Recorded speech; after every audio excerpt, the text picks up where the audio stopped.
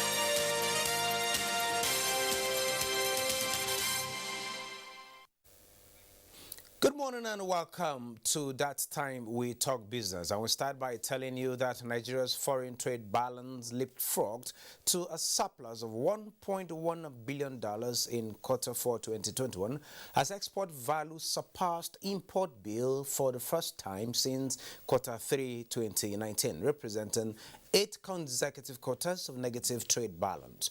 Data on foreign trade obtained from the Central Bank of Nigeria shows that Nigeria's international trade balance increased significantly from a deficit of $327 million recorded in the previous quarter to $1.1 billion in Q4 2021. Similarly, when compared to the corresponding period of the previous year, Nigeria's trade balance increased by 115% from $7.57 billion deficit recorded in Q4 2020.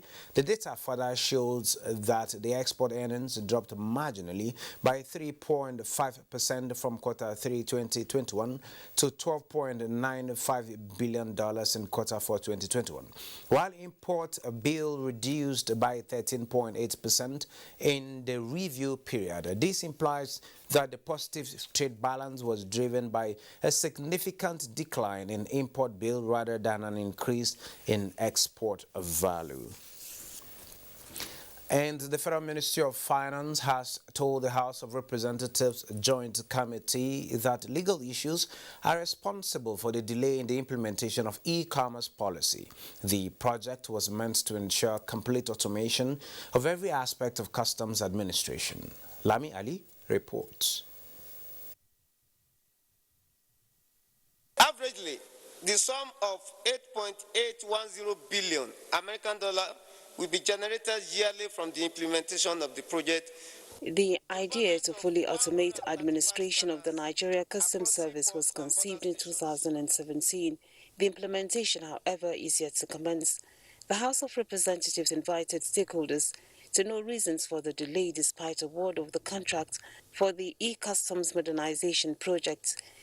Parliament has a responsibility to ensure that the government institutions are adequately equipped and properly guided to effectively deliver on their mandates. The pending cases are impeding the commencement of the e-custom project.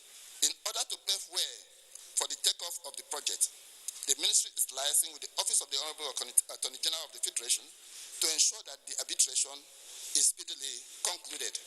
Adani Mega System Limited should have been facing charges of criminal misrepresentation, not trying to claim a right that they never had ab initio. It is also a matter of breach of agreement, which demonstrates their lack of integrity, capacity, and competency to deliver on such an important project to the Nigerian economy. This intervention hopes to have all obstacles resolved. Meanwhile, the House Committee on Public Accounts is engaging some ministries, departments, and agencies of governments to address huge revenue loss in oil and gas free zone as contained in the reports from the Office of the Auditor General of the Federation. From the National Assembly, Lami Ali.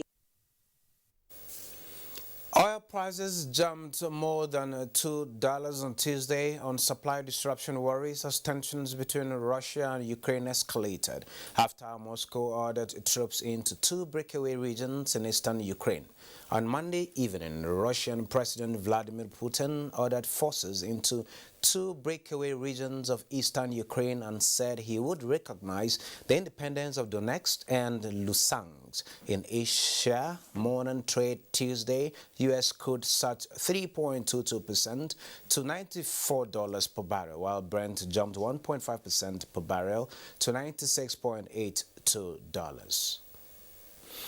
Well, now most countries target increased foreign direct investment due to its importance in driving economic growth. Foreign direct investment boosts the creation of jobs in the host country as investors build new companies in the country, which in turn leads to increased income, jobs, and productivity, and generally improve the economy. Nigeria, like many other countries, is suffering from poor FIDs. Let's take a look at partnerships across the globe aimed at boosting FIDs. Joining me virtually is Dr. Sunil Manjarekar. He is the CEO, Sandbook Quality Consultancy Dubai, and a partner of Foreign Investment Network, a Nigerian investment company based in London. You are welcome to Business Express, Dr. Sunil. Thank you very much, Mr. Bailey Adam, for adding me in your network, and thank you very much. Thank you, Doctor.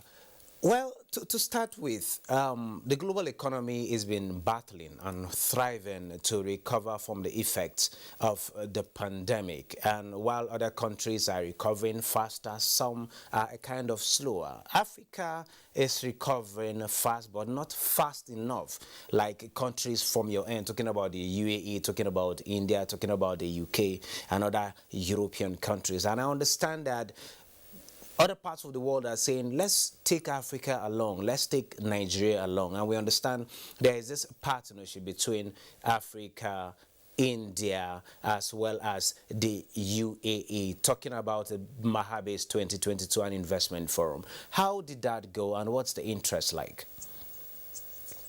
Yeah, the GMF Global most popular event, Mahabes, aroused huge interest among the business community, as it was showcased in the backdrop of India and UAE recently concluding a historic comprehensive economic partnership agreement, CEPA, that outlined new avenues investment aiming to increase the balance of trade from $60 billion to $100 billion in the next 5 years.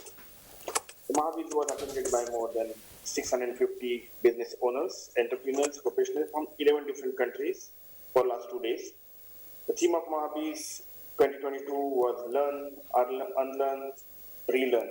Mr. Nitin Gadkari, Cabinet Minister, Government of India, Sajjan Jindal, the Chairman of World Steel Association, and His Excellency Saud Salim Madri, Director of Hamza Free Zone, His Highness Sheikh Majid Rashid Al Mualla, Dr. Vishwajit Kadam, the Minister of State, Government of Maharashtra, Dr. Aman Puri, Consul General of India, and Dr. Mohammad Sharaf, the Chairman of Sharaf, they inaugurated the Mahabes. The response was very good from Africa, and with the support of NTA and FIN, we can able to get more than 50 delegations from Africa. So many investors were there, and they have the mutual agreement has been signed. The Uganda Forum Business Association was there. Nigerian Dr. Ahmad Salahuddin and his team was there. So definitely, yes, the Mahabes contribution towards the Africa will be already initiated through through this agreement between both the companies, FIN Africa and Sandbook Quality Consultancy, my company, and GMBF Global. Okay, Dr. Sunil, while Africa is looking for help and partnerships. Before now, it has always been aid for African countries, and now Africa is saying, let's go into partnerships with the companies, with the various business interests across Africa that register their presence in Mahabis 2022. It's usually a kind of challenging to have capital importation, to have foreign direct investment inflow into countries, particularly in Africa. Haven't signed this agreement.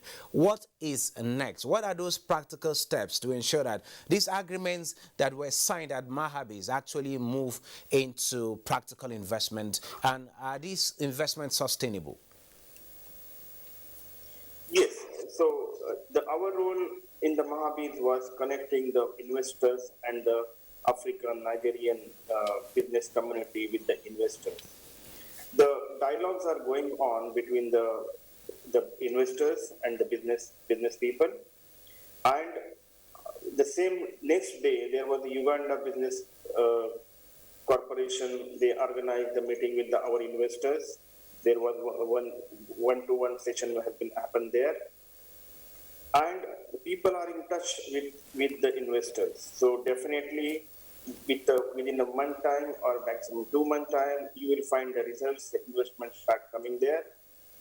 We were also having the Hindujas with us in the Mahabis. The people had the interaction with him. There was Ajmal owner, the Abdullah Ajmal, the owner of the Ajmal perfume was there, and there are so many billionaires were there, and the people were interacted with the business community in Dubai and rest part of the world, and that will definitely bring some investment to Africa. I'm very much sure about it. I don't have the count at this moment how much $1 million of the business generated, but yes, within 1 month time we can talk about the figures. Okay, we expect this investment to take effect soon. But while we wait for that, I know the Hinduja group is into transportation in Africa. The BRT project in Lagos was executed by them, and I see they are also making moves to do same in Abuja. And we understand the solid mineral sector is another area of interest. What other areas of interest are investors looking out for in Nigeria particularly? The main interest is in the agricultural field. The people are more keen in agriculture, and then the hospitality industry, the medical industry, because there are delegations was there from the medical fraternity. Dr. Faithankar was very keen to have the signing the contract with the Nigerians to start up some business about the medical activities, because the domain expert, the investors are there from the medical fraternity. So medical business is also one of the opportunity for our investors to start up something in Nigeria that was already discussed during the Mahabis. Well, thank you so very much, Dr. Sunil Manjarikar, for sharing your thoughts with us, and we'll look forward to this investment taking place soonest, particularly in the pharmaceutical industry, to help us recover quickly from the effects of the pandemic. Thank you for sharing your time with us at this time. Thank you very much, Mr. Benny Adam, for giving me this opportunity. And You're welcome. I'm hopeful that UAE, India, and Africa relationship will be built very strong, and Mahabis will be always there, and we are always there to support Nigeria. Thank you very much. Well, moving on, making ends meet sometimes can be very tedious, especially for entrepreneurs and petty traders. That is the story of a young man who believes a little more push is all he needs for his kind of business. This is what he told Bossed Able on our Surviving COVID-19, which will come soon. That report seems not to be ready. We'll move on to port operations at both Tinkan Island and the Ports Terminal Multipurpose Limited, where are grounded on Monday following the commencement of the withdrawal of services by agents and freight forwarders operating at the two ports. Reports say the agents also threatened to extend the industrial action to all the ports in Lagos State, including Apapa and Kirikiri Lighter Terminal, if their requests are not granted. The Central Bank of Nigeria had in a circular announced the introduction of e-invoicing for all imports and exports in the country, effective February 1st, 2022. However, freight forwarders operating at both the Tin Can Island and PTML last week gave the authorities 72 hours to address the technical glitches facing the newly introduced evaluation system or face industrial action. The aggrieved freight forwarders on Monday commenced the withdrawal of their services till further notice. On the cryptocurrency market, Bitcoin lost more than $2,000 as it plunged to a more than a 2-week low, with risk appetite dwindling because of escalating tensions between Russia and Ukraine. After Russian President Vladimir Putin announced in a televised address that he would recognize 2 self-proclaimed separatist republics in eastern Ukraine and order troops to safeguard those areas, Bitcoin dropped to as low as $36,000 on Tuesday morning in Asia. Earlier, analysts said that there was no concrete plans for a summit between Putin and U.S. President Joe Biden, as some 150,000 Russian troops have reportedly inched nearer to the Ukraine border. And Nigeria is set to expand her diversification agenda with the inclusion of more geographical indications as part of products for exports ranging from agri-commodities to handicrafts and industrial products. Nigeria has a strategic ambition to position itself as a major supply chain partner to key off-taker nations. Geographical indications will play a major role in helping Nigerian producers generate greater value for their products. That is why we brought our product for it to gain recognitions into the GI list. And I believe our product has all it takes to excel.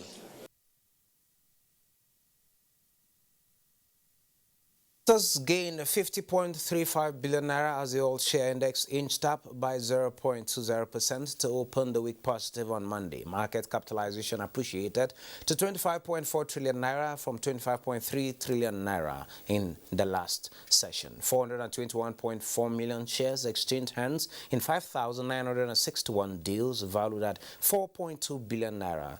Transcap, Zenith Bank and United Capital dominated the activity chart at the end of the day's transaction. Zenith and MTN topped market value list. And on the global scene, Dow futures dropped more than 500 points in late-night trading as tensions between Russia and Ukraine brew. But Cerebral has more on the global market. Global markets are reacting to the latest news from Europe after Russian President Vladimir Putin ordered troops into 2 breakaway regions of eastern Ukraine. The move came after he announced Monday evening that he would recognize their independence. European stocks are expected to open sharply lower on Tuesday as global markets are shaken by developments in the Russia-Ukraine crisis. Shares in Asia-Pacific declined on Tuesday as tensions surrounding Russia and Ukraine continued to keep investors on edge. Hong Kong's Hang Seng Index led losses regionally, falling 2.77% as of its final hour of trading. Shanghai Composite in mainland China closed 1.05% lower at 3,453, and Nikkei 225 in Japan also saw sizable losses, closing 1.71% lower at 26,449.61. U.S. stock futures fell sharply on Monday night as traders continue to monitor brewing tensions between Russia and Ukraine. Futures tied to the Dow Jones Industrial Average were down by 1.31%. S&P 500 futures slid 1.58%, and Nasdaq 100 futures were off 2.11%. The U.S. stock market was closed Monday due to the President's Day holiday. While in Africa, no figures yet as at the time of this report. Boss said they able. Business Express. It's a surviving COVID-19 series where Bossede again keeps us up to speed.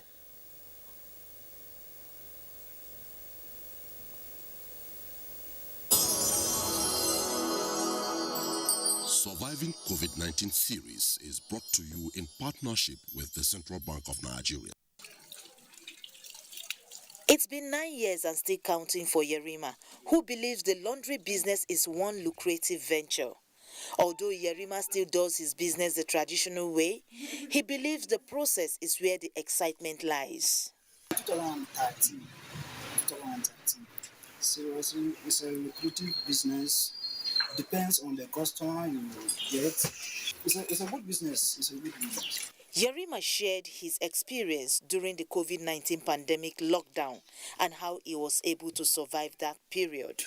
Seriously, during that time, we closed our shop. No any work, no any customer used to bring us goods. So we closed our shop. That time we were in our house. During that time, the little I saved, that's what I used to feed myself during that time.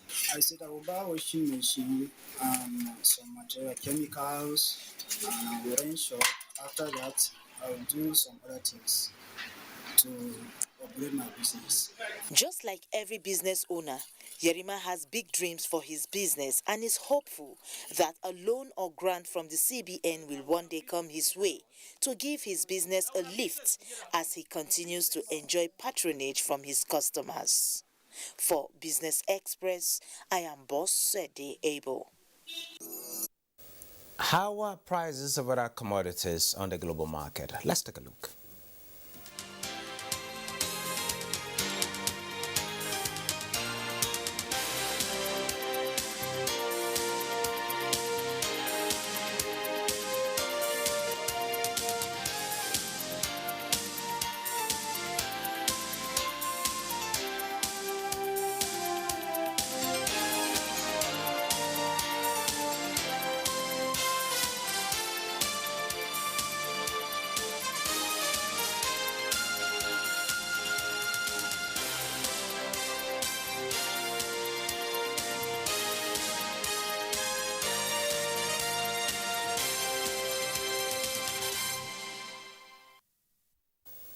The United Kingdom will provide £10 million funding support for Nigeria's energy transition. Victor Azu reports that the UK Minister for Africa, Latin America and Caribbean, Vicky Ford, also announced repatriation of more than £200,000 awarded by a British court in compensation to Nigeria. Nigeria and the United Kingdom have a long-standing symbolic relations rooted in colonial affiliation, trade and the bond in Commonwealth of Nations. And so with the 21st century realities which make it possibly desirable to reinvent partnerships, the two countries utilize every opportunity, such as this meeting, to advance their ties on economy and human development. I will be meeting with some of the regional governors that the UK has been working with on girls' education. Over 8 million girls in Nigeria currently going to school because of support from the people of the UK and the UK government. And to have a strong future for our country, you need to include all the people of the country. The relationship has been, as always, really strong and getting stronger all the time, and we're looking to also increase the cooperation in the economic field as well. I mean, COVID has also created a lot of economic challenges for us in the area of, and also even in the area of climate change. The United Kingdom and Nigeria are also concerned on peace in West Africa, and that is why Nigeria explained that it is making sure that the G5 Sahel succeed towards improving security and peace in the sub-region. Usman Aliyu, NTA News. Well, that was Usman Aliu's report on UK-Nigeria economic relations towards faster recovery of both economies. Well, that is where we end Business Express for today. We value your feedback, so keep the comments, observations, and suggestions coming. Be informed that all previous episodes are available on YouTube on the NTA's channel. Business Express returns tomorrow at 3 p.m.